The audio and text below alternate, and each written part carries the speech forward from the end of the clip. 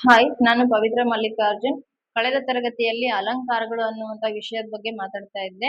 ಕಳೆದ ತರಗತಿಯಲ್ಲಿ ಲೆಂತಿ ಆಗುತ್ತೆ ವಿಡಿಯೋ ಅಂತ ಹೇಳ್ಬಿಟ್ಟು ನಾನು 3 ಅಲಂಕಾರಗಳನ್ನ ಮಾತ್ರ ಮಾಡಿದ್ದೆ. ಅದರಲ್ಲಿ ಉಪಮ ಅಲಂಕಾರ, ರೂಪಕ ಅಲಂಕಾರ ಮತ್ತೆ ದೃಷ್ಟಾಂತ ಅಲಂಕಾರ, ಈ 3 ಅಲಂಕಾರಗಳನ್ನ ಮಾಡಿದ್ದೆ. ಈ ತರಗತಿಯಲ್ಲಿ ಉಳಿದಂತಹ ಅಲಂಕಾರಗಳನ್ನ ನೋಡೋಣ. ಈಗಿರುವಂತದ್ದು 4ನೇದು ಉತ್ಪ್ರೇಕ್ಷ ಅಲಂಕಾರ. ಹೆಸರೇ ಹೇಳ್ತಿದೆ, ಉತ್ಪ್ರೇಕ್ಷೆ ಅಂತಂದ್ರೇನು? ಅತಿಯಾಗಿ ಊಹೆ ಮಾಡಿಕೊಳ್ಳುವಂಥದ್ದು. ಅಂದ್ರೇನು? ಇಲ್ಲದಿರುವುದನ್ನ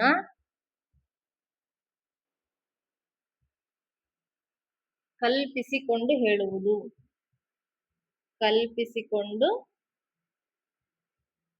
ಹೇಳುವುದು.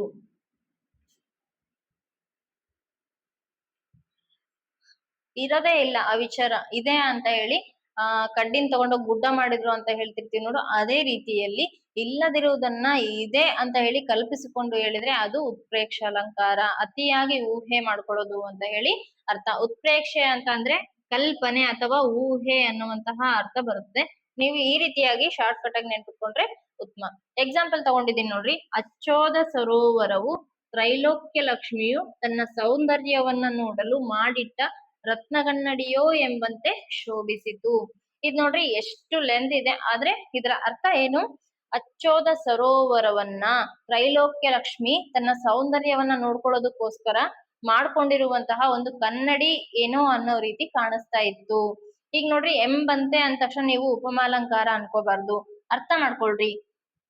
ಇದರಲ್ಲಿ ಅರ್ಥಾಲಂಕಾರ ಇದು ಮೊದ್ಲೇ. ಅರ್ಥದಲ್ಲಿ ಒಂದು ಪ್ರಾಮುಖ್ಯತೆ ಇರುತ್ತೆ, ಅದರ ಬೇಸ್ ಮೇಲೆ ನೀವು ಅರ್ಥ ಮಾಡ್ಕೋಬೇಕಾಗುತ್ತೆ. ಎಂಬಂತೆ ಅನ್ನುವಂತಹ ಪದ ಬರುತ್ತೆ ಇದರಲ್ಲಿ ಆಲ್ಮೋಸ್ಟ್. ಈಗ ಬಿಡ್ಸೋಣ ಇದನ್ನ. ಇದರಲ್ಲಿ ಯಾವ್ಯಾವ ಅಂಶಗಳು ಬರ್ತವೆ ಅಂತಂದ್ರೆ ಉಪಮೇಯ ಮತ್ತೆ ಉಪಮಾನ, ಈ ರೀತಿಯಾಗಿ ಬರ್ತದೆ. ಉಪಮೇಯ ಏನಾಗುತ್ತೆ ಇವಾಗ? ಅಚ್ಚೋದ ಸರೋವರ ತಾನೆ, ಅಚ್ಚೋದ ಸರೋವರ, ಅಚ್ಚೋದ ಸರೋವರವನ್ನ ತ್ರೈಲೋಕ್ಯ ಲಕ್ಷ್ಮಿ ತನ್ನ ಸೌಂದರ್ಯವನ್ನ ನೋಡ್ಕೊಳ್ಳೋದಕ್ಕೋಸ್ಕರ ರತ್ನಗನ್ನಡಿಯೋ ಎಂಬಂತೆ ಮಾಡ್ಕೊಂಡಿದ್ದಾಳೇನೋ ಅಂತ ಅದ್ರ ಅರ್ಥ. ಓಕೆ, ಉಪಮೇಯ ಅನ್ನುವಂಥದ್ದು ಅಚ್ಚೋದ ಸರೋವರ ಆಗುತ್ತೆ. ಉಪಮಾನ ಅನ್ನುವಂಥದ್ದು ಏನಾಗುತ್ತೆ? ರತ್ನಗನ್ನಡಿ. ಈಗ ಇದರ ಸಮನ್ವಯ ಬರೆಯೋದಾದ್ರೆ ಏನಂತ ಬರಿತೀವಿ? ಉಪಮೇಯವಾದ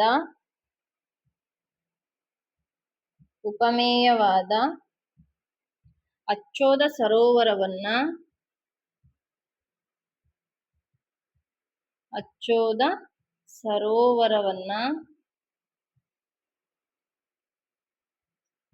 ಉಪಮಾನವಾದ ಯಾವುದಕ್ಕೆ ಹೋಲಿಕೆ ಮಾಡ್ತಾ ಇದ್ದೀವಿ? ರತ್ನಗನ್ನಡಿಯೋ ಎಂಬಂತೆ, ರತ್ನಗನ್ನಡಿಗೆ. ಉಪಮೇಯವಾದ ಅಚ್ಚೋದ ಸರೋವರವನ್ನ ಉಪಮಾನವಾದ ರತ್ನಗನ್ನಡಿ ಎಂಬಂತೆ ಕಲ್ಪಿಸಲಾಗಿದೆ. ಆದ್ದರಿಂದ ಇದು ಯಾವ ಅಲಂಕಾರ? ಉತ್ಪ್ರೇಕ್ಷ ಅಲಂಕಾರವಾಗಿದೆ.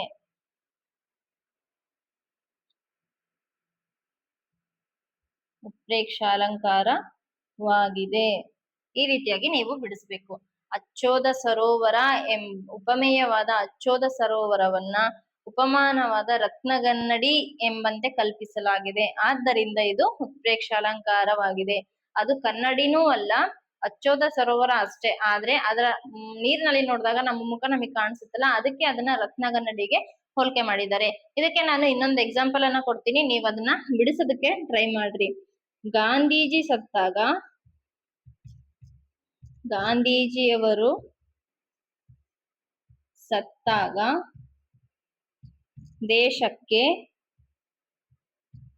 ದೇಶವೇ ಕಣ್ಣೀರಿಟ್ಟಿತು.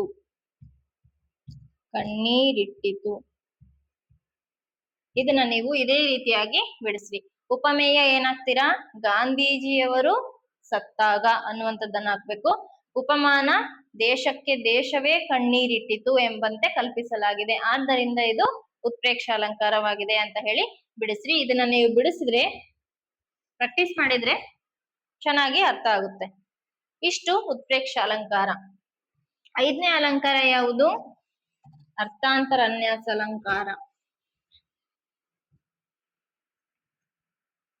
5ನೇದು ಅರ್ಥಾಂತರ ಅನ್ಯಾಸ ಅಲಂಕಾರ.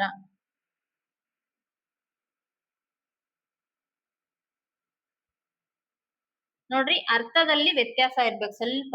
ಅರ್ಥದಲ್ಲಿ ಅರ್ಥಾಂತರ ಅನ್ಯಾಸ ಅಲಂಕಾರ, ಅರ್ಥದಲ್ಲಿ ಸ್ವಲ್ಪ ವ್ಯತ್ಯಾಸ ಇರ್ಬೇಕು. ಅಂದ್ರೆ ಏನು? ಸಾಮಾನ್ಯ ಸಂಗತಿಯನ್ನು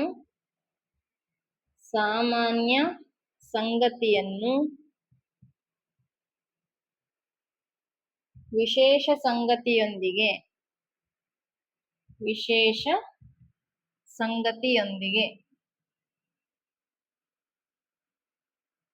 ಅಥವಾ ವಿಶೇಷ ಸಂಗತಿಯನ್ನು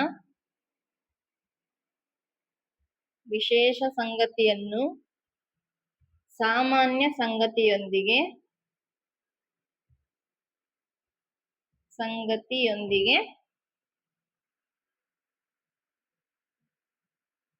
ಸಮರ್ಥಿಸುವುದು.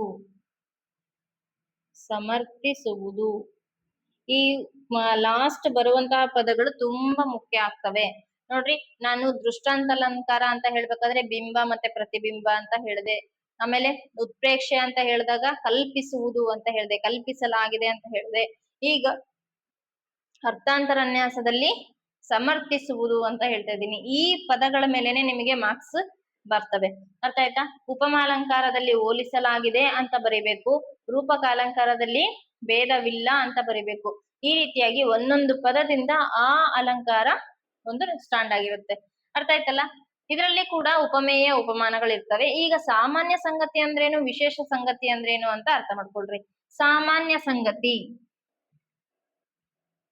ಸಾಮಾನ್ಯ ಸಂಗತಿ ಅಂದ್ರೆ ಎಲ್ಲರಿಗೂ ಅನ್ವಯಿಸುವಂತದ್ದಾಗಿರ್ಬೇಕು, ಅಂದ್ರೆ ಸಾಮೂಹಿಕ ವಿಚಾರ. ಇದು ಸಾಮೂಹಿಕ ಮಾತಾಗಿರ್ಬೇಕು, ಎಲ್ಲರಿಗೂ ಸಂಬಂಧಪಟ್ಟಿದ್ದಾಗಿರ್ಬೇಕು. ವಿಶೇಷ ಸಂಗತಿ ಅಂತ ಅಂದ್ರೆ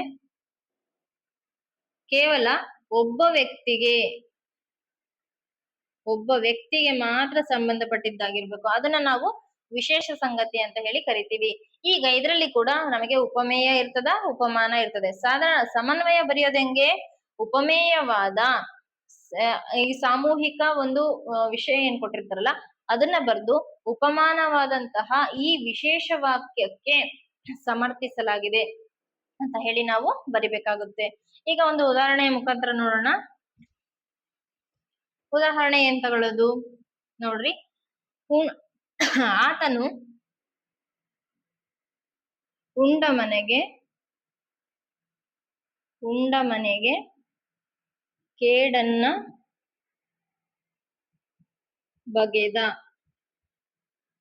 ಈಗ ಬಂದು ಇದೇ ಒಟ್ಟು 2 ವಾಕ್ಯ ಇರ್ತವೆ. ಇದರಲ್ಲಿ ಒಂದು ಸಾಮಾನ್ಯ ವಾಕ್ಯ ಇರ್ತದೆ, ಇನ್ನೊಂದು ವಿಶೇಷ ವಾಕ್ಯ ಇರುತ್ತೆ. ಇನ್ನೊಂದು ವಾಕ್ಯ ಏನ್ ಬರೆಯೋಣ ಇದಕ್ಕೆ? ಕೃತಜ್ಞನಾದವನು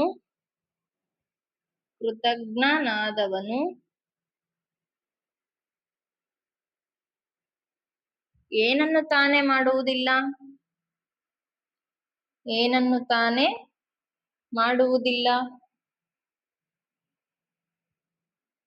ಈ ರೀತಿಯಾಗಿ ಒಂದು ಎಕ್ಸಾಂಪಲ್ ಅನ್ನ ತಗೊಂಡಿದ್ದೀನಿ. ನೋಡ್ರಿ, ಇದರಲ್ಲಿ ಸಾಮಾನ್ಯ ವಾಕ್ಯ ಯಾವುದು, ವಿಶೇಷ ವಾಕ್ಯ ಯಾವುದು ಅಂತ ಹೇಳಿ ನೋಡಿದ ತಕ್ಷಣ ನಮಗೆ ಅರ್ಥ ಆಗುತ್ತೆ. ಆತನು ಉಂಡ ಮನೆಗೆ ಕೇಡನ್ನ ಬಗೆದ, ಒಬ್ಬ ವ್ಯಕ್ತಿ ಅಂದ್ರೆ ಏನಾಯ್ತು? ಇದು ಒಂದು ವಿಶೇಷ ವಾಕ್ಯ ಆಯ್ತು ಅಲ್ವಾ? ಕೃತಜ್ಞನಾದವನು ಏನನ್ನು ತಾನೇ ಮಾಡುವುದಿಲ್ಲ ಅನ್ನೋದು ಕೃತಜ್ಞರು ಯಾರು ಬೇಕಾದ್ರೂ ಆಗಿರ್ಬೋದು. ಇದು ಸಾಮೂಹಿಕವಾಗಿ ಅನ್ವಯಿಸುವಂತಹ ಒಂದು ವಿಚಾರ, ಇದು ಸಾಮಾನ್ಯ ಸಂಗತಿ ಆಯ್ತು. ಈಗ ಸಮನ್ವಯ ಈಗ ಫಸ್ಟ್ ಉಪಮೇಯ ಏನಾಗುತ್ತೆ?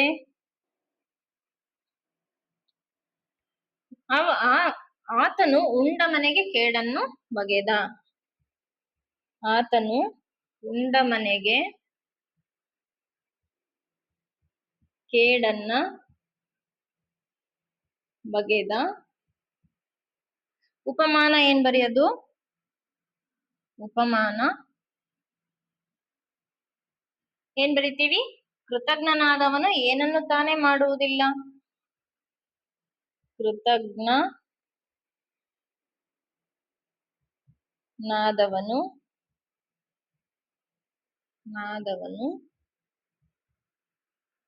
ಕೃತಜ್ಞನಾದವನು ಏನನ್ನು ತಾನೇ ಮಾಡುವುದಿಲ್ಲ.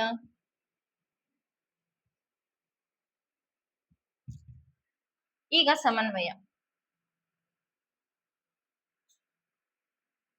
ಇದ್ರಲ್ಲೂ 2 ವಾಕ್ಯ ಇರ್ತದೆ, ಆಮೇಲೆ ದೃಷ್ಟಾಂತ ಅಲಂಕಾರದಲ್ಲೂ ಕೂಡ 2 ವಾಕ್ಯ ಇರ್ತದೆ.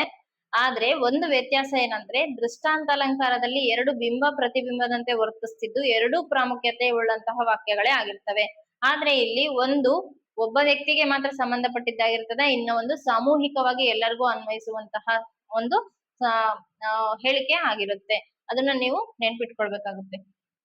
ಈಗ ಸಮನ್ವಯ. ಉಪಮೇಯವಾದ ಆತನು ಉಂಡ ಮನೆಗೆ ಕೇಡನ್ನು ಬಗೆದ ಎನ್ನುವ ಒಂದು ವಿಶೇಷ ವಾಕ್ಯವನ್ನ, ಉಪಮೇಯವಾದ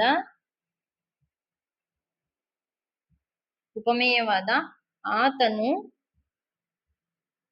ಉಂಡ ಮನೆಗೆ ಕೇಡನ್ನು ಬಗೆದ ಎಂಬ ವಿಶೇಷ ವಾಕ್ಯವನ್ನು ಉಪಮಾನವಾದ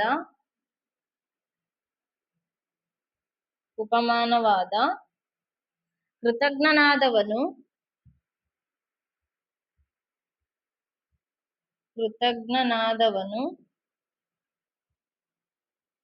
ಏನನ್ನು ತಾನೇ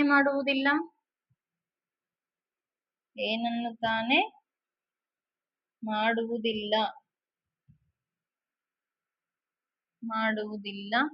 ಎಂಬ ಸಾಮಾನ್ಯ ವಾಕ್ಯದೊಂದಿಗೆ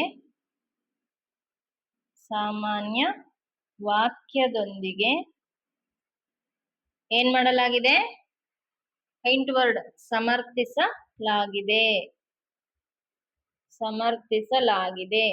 ಆದ್ದರಿಂದ ಇದು ಯಾವ ಅಲಂಕಾರ? ಅರ್ಥಾಂತರನ್ಯಾಸ ಅಲಂಕಾರ. ಆದ್ದರಿಂದ ಅಂತ ಹೇಳಿ ಸೇರಿಸಿ ನೀವು ಅಲಂಕಾರದ ಹೆಸರನ್ನ ಕಂಪಲ್ಸರಿಯಾಗಿ ಬರಿಬೇಕಾಗುತ್ತೆ.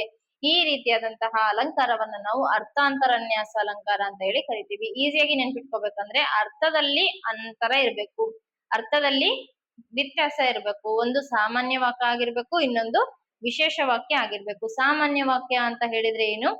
ಕೇವಲ ಎಲ್ಲರಿಗೂ ಸಾಮೂಹಿಕವಾಗಿ ಅನ್ವಯಿಸುವಂತದ್ದಾಗಿರ್ಬೇಕು. ವಿಶೇಷ ವಾಕ್ಯ ಅಂತ ಹೇಳಿದ್ರೆ ಏನು? ಕೇವಲ ಒಬ್ಬ ವ್ಯಕ್ತಿಗೆ ಮಾತ್ರ ಸಂಬಂಧಪಟ್ಟಿದ್ದಂಥದ್ದು ಆಗಿರ್ಬೇಕು. ಈಗ ಲಾಸ್ಟ್ನೇ ಅಲಂಕಾರ, ಇದು ಸ್ವಲ್ಪ ಕಷ್ಟ ಇದೆ, ಅದನ್ನ ಅರ್ಥ ಮಾಡ್ಕೊಂಡ್ರೆ ಈಸಿ. 6ನೇದು ಶ್ಲೇಷಾಲಂಕಾರ.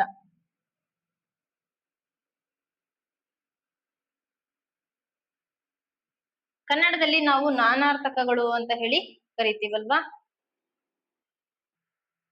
6ನೇ ಅಲಂಕಾರ ಆಗಿರುವಂತಹ ಶ್ಲೇಷ ಅಲಂಕಾರ. ಇದುವರೆಗೂ ನಾವು ಅರ್ಥಾಂತರನ್ಯಾಸ ಅಲಂಕಾರ ನೋಡಿದ್ವಿ, ಮತ್ತೆ ದೃಷ್ಟಾಂತ ಉತ್ಪ್ರೇಕ್ಷ ಅಲಂಕಾರ ನೋಡಿದ್ವಿ. ದೃಷ್ಟಾಂತ ಅಲಂಕಾರ ಆಯ್ತು, ರೂಪಕ ಅಲಂಕಾರ ಆಯ್ತು, ಉಪಮಾಲಂಕಾರ ಆಯ್ತು. ಕೊನೆಯದಾಗಿರುವಂತಹ ಅಲಂಕಾರ ಯಾವುದು? ಶ್ಲೇಷ ಅಲಂಕಾರ. ಶ್ಲೇಷ ಪದ ಅಂತಂದ್ರೆ ಏನು ಅಂತ ಅರ್ಥ ಮಾಡ್ಕೊಳ್ರಿ. ಒಂದು ಪದಕ್ಕೆ ಒಂದಕ್ಕಿಂತ ಹೆಚ್ಚು ಅರ್ಥಗಳನ್ನ ಕೊಡುವಂತಹ ಪದಗಳು. ಸುಲಭವಾಗಿ ಹೇಳ್ಬೇಕಂದ್ರೆ ನಾನಾರ್ಥಕಗಳು ಅಂತ ಕರಿತೀವಲ್ಲ, ಒಂದು ಪದಕ್ಕೆ ಒಂದಕ್ಕಿಂತ ಹೆಚ್ಚು ಅರ್ಥಗಳನ್ನ ಕೊಡ್ತಾ ಇರ್ತವೆ. ಆ ರೀತಿಯಾಗಿ ಇರುವಂತಹ ಪದಗಳು ಶ್ಲೇಷ ಪದಗಳಾಗ್ತವೆ. ಫಾರ್ ಎಕ್ಸಾಂಪಲ್ ಹೇಳೋದಾದ್ರೆ, 10 ಅನ್ನುವಂತಹ ಒಂದು ಪದವನ್ನ ತಗೊಳ್ರಿ. ಸಂಖ್ಯೆಯ ರೂಪದಲ್ಲಿ ತಗೊಂಡಾಗ ನಮಗೆ 10 ಅಂತಂದ್ರೆ ಸಂಖ್ಯೆಗಳು 10 ನಂಬರ್ ಗೊತ್ತಾಗುತ್ತೆ. ಮತ್ತೆ 10 ಅಂತಂದ್ರೆ ಕೆಳಗಿನಿಂದ ಮೇಲೆ ಏಣಿ 10. ಆ ರೀತಿಯಾಗಿ ನಾನಾರ್ಥಕ ಪದಗಳೇನಿದಾವಲ್ಲ, ಆ ರೀತಿಯಾಗಿರುವಂತಹ ಪದಗಳೆಲ್ಲ ಕೂಡ ಶ್ಲೇಷ ಪದಗಳಾಗಿರ್ತವೆ. ಇಂತಹ ಶ್ಲೇಷಾರ್ಥಕಗಳನ್ನ ನೀಡಬಲ್ಲ ಪದಗಳಿರುವ ಅಲಂಕಾರಕ್ಕೆ ನಾವು ಶ್ಲೇಷಾಲಂಕಾರ ಅಂತ ಹೇಳಿ ಕರಿತೀವಿ. ಇದ್ರ ಅರ್ಥ ಏನಿಲ್ಲ, ಒಂದೇ ಸ್ಟೇಟ್ಮೆಂಟ್ ಕೊಟ್ಟಿರ್ತಾರೆ, ಅದನ್ನ ನಾವು ಎಷ್ಟು ಆಂಗಲ್ ಅಲ್ಲಿ ಎಷ್ಟು ವಿಧವಾಗಿ ನಾವು ಅರ್ಥ ಮಾಡ್ಕೊಳ್ಳೋದಕ್ಕೆ ಸಾಧ್ಯ ಅಲ್ಲ, ಒಂದಕ್ಕಿಂತ ಹೆಚ್ಚು ಅರ್ಥವನ್ನ ಕೊಡ್ತಾ ಇರ್ಬೇಕು. ಆ ರೀತಿಯಾಗಿ ಅರ್ಥವನ್ನ ಕೊಟ್ರೆ ನಾವು ಅದನ್ನ ಶ್ಲೇಷಾಲಂಕಾರ ಅಂತ ಹೇಳಿ ಕರಿತೀವಿ. ಉದಾಹರಣೆ ತಗೊಂಡಿದ್ದೀನಿ ನೋಡ್ರಿ. ಆ ವಿವಾಹ ಮಂಟಪವು ಪುರಂದರಪುರದಂತೆ ಸದಾರಂಭಾನ್ವಿತ ವಿಬುಧ ಮಿಳಿತವಾಗಿತ್ತು. ಇದರಲ್ಲಿ ಯಾವ್ಯಾವ ಪದಗಳು ನಮಗೆ ವಿಶೇಷವಾಗಿ ಕಾಣಿಸ್ತವೆ? ರಂಭ ಅನ್ನುವಂತಹ ಒಂದು ಪದ ಮತ್ತೆ ವಿಬುಧ ಅನ್ನುವಂತಹ ಪದಗಳು. ಇವು ನಾನಾರ್ಥಗಳನ್ನ ಕೊಡುವಂತಹ ಪದಗಳಾಗಿದ್ದಾವೆ. ರಂಭ ಅಂತ ಅಂದ್ರೆ ಏನು? ಒಂದು ಅರ್ಥದಲ್ಲಿ ಬಾಳೆ ಅನ್ನುವಂತಹ ಅರ್ಥವನ್ನ ಕೊಟ್ರೆ, ಇನ್ನೊಂದು ಅರ್ಥದಲ್ಲಿ ರಂಬೆ ಎನ್ನುವಂತಹ ಸ್ವರ್ಗದಲ್ಲಿರುವಂತಹ ಅಪ್ಸರೆಯನ್ನ ನಮ್ಗೆ ಉದಾಹರಣೆಯಾಗಿ ಕೊಡ್ತಾ ಇದೆ. ಇದು ನಾನಾರ್ಥ. ಒಂದು ಪದಕ್ಕೆ ಒಂದಕ್ಕಿಂತ ಹೆಚ್ಚು ವಿಧವಾದ ಒಂದೇ ಅರ್ಥ ಇರಬಾರ್ದು, ಬೇರೆ ಬೇರೆ ಅರ್ಥ ಇರುವಂತಹ ಪದಗಳು ನಮ್ಗೆ ಬೇಕು. ವಿಬುಧ ಅಂತ ಅಂದ್ರೆ ಒಂದು ಅರ್ಥದಲ್ಲಿ ಬ್ರಾಹ್ಮಣ ಅಂತ ಆಗುತ್ತೆ, ಇನ್ನ ಒಂದು ಅರ್ಥದಲ್ಲಿ ದೇವತೆ ಅಂತ ತಗೊಂತೀವಿ. ಇದನ್ನ ಬಿಡಿಸೋದು ಹೆಂಗೆ ನಾವು? ವಿವಾಹ ಮಂಟಪ ಅಂತ ತಗೊಂಡಾಗ ಈ ವಿವಾಹ ಮಂಟಪದಲ್ಲಿ ಬಾಳೆ ರೆಂಬೆಗಳನ್ನ ಕಟ್ತೀವಿ, ಮತ್ತೆ ಬ್ರಾಹ್ಮಣರಿರ್ತಾರೆ ಮದುವೆ ಮಾಡಿಸೋದಕ್ಕೋಸ್ಕರ. ಈ ರೀತಿಯಾಗಿ ವಿವಾಹ ಮಂಟಪ ಅಂತ ತಗೊಂಡ್ರೆ, ವಿವಾಹ ಮಂಟಪವು ಬಾಳೆ ಗಿಡಗಳಿಂದ ಅಲಂಕೃತವಾಗಿತ್ತು, ಒಂದು ಅರ್ಥ. ಈಗ ವಿಬುಧ ಅನ್ನೋದಕ್ಕೆ ಅರ್ಥವನ್ನ ತಗೊಂಡಾಗ ಬ್ರಾಹ್ಮಣರ ಸಮೂಹದಿಂದ ಆ ವಿವಾಹ ಮಂಟಪವು ಕೂಡಿತ್ತು ಅಂತ ಹೇಳ್ತೀವಿ. ಈಗ ಪುರಂದರಪುರ ಅನ್ನುವಂಥದ್ರ ಮೇಲೆ ನಾವು ಒಂದು ಅರ್ಥವನ್ನ ತಗೋಬೇಕು. ಅಮರಾವತಿ, ಇದನ್ನ ಇನ್ನೊಂದು ಅರ್ಥದಲ್ಲಿ ಹೇಳೋದಾದ್ರೆ ಸ್ವರ್ಗ ಲೋಕ ಅಂತ ಕರಿತೀವಿ. ಸ್ವರ್ಗದಲ್ಲಿ ಏನೇನಿರ್ತವೆ? ಅಮರಾವತಿಯು ರಂಬೆ ಎಂಬ ಅಪ್ಸರೆಯಿಂದ ಕೂಡಿತ್ತು. ಅಂದ್ರೆ ಸ್ವರ್ಗವು ರಂಬೆ ಎಂಬ ಅಪ್ಸರೆಯಿಂದ ಕೂಡಿತ್ತು, ಮತ್ತೆ ಸ್ವರ್ಗ ಯಾವಾಗ್ಲೂ ದೇವತೆಗಳಿಂದ ತುಂಬಿತ್ತು. ಈ ರೀತಿಯಾಗಿ ನಾನಾರ್ಥಗಳನ್ನ ಕೊಟ್ರೆ ಅದನ್ನ ನಾವು ಶ್ಲೇಷಾಲಂಕಾರ ಅಂತ ಹೇಳಿ ಕರಿತೀವಿ. ಈ ರೀತಿಯಾಗಿ 10ನೇ ತರಗತಿ ಪುಸ್ತಕದಲ್ಲಿ ಇದೇ ರೀತಿಯಾದಂತಹ ಇನ್ನೂ ಒಂದು ಉದಾಹರಣೆ ಇದೆ, ಅದನ್ನ ತಗೊಂಡು ನೀವು ಬಿಡಿಸೋದಕ್ಕೆ ಪ್ರಯತ್ನ ಮಾಡ್ರಿ. ಇದಾಗಿತ್ತು ನಿಮಗೆ ಅಲಂಕಾರಗಳು. ಒಟ್ಟು 6 ಅಲಂಕಾರಗಳನ್ನ ಬಿಡಿಸಿದೀನಿ. ಇವನ್ನೆಲ್ಲ ನೀವು ಪ್ರಾಕ್ಟೀಸ್ ಮಾಡ್ರಿ. ವಿಡಿಯೋ ಇಷ್ಟ ಆದ್ರೆ ಲೈಕ್ ಮಾಡಿ, ಶೇರ್ ಮಾಡಿ, ಸಬ್ಸ್ಕ್ರೈಬ್ ಮಾಡ್ರಿ. Thank you for watching.